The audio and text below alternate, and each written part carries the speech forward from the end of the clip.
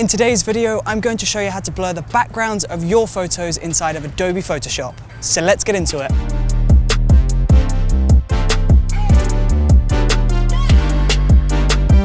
So once we're inside of Photoshop and we have our image ready to go, we want to uncheck the padlock, duplicate this layer by holding Command C and Command V, and then on the top layer, so that's layer 1, we want to go into Filter, go down to Blur, and select Lens Blur. This will load up a new tab, and this is where we can adjust the blur of our background. So in this tab we can see that we can change the radius, the blade curvature, the rotation, the brightness, the threshold. We can go through all of these settings, but all I'm going to change in this example is the radius and the shape. So in the radius I'm going to set this to 51, and I'm going to change the shape to a triangle. Now once you're happy with the look of your blur, we can go ahead and exit this by pressing OK. And on the tab on the right, we want to drag that blurred layer underneath the original background layer. So the blurry layer should be underneath the clear version.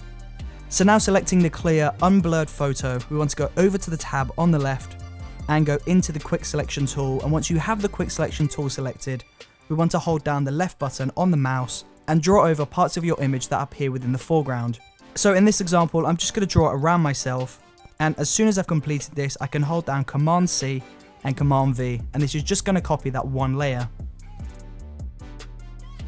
If I disable the two background layers, you can now see that this image has successfully copied, but there is a little bit of overlay onto the image, so we need to go into the erase tool, zoom into the image, and we're just going to clean up the edges of this layer.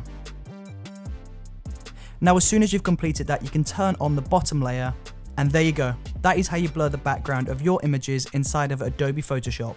If you enjoyed watching this video, then please do let me know in the comment section below, and don't forget to subscribe, hit that bell icon, and I will see you tomorrow for another brand new video. See you there.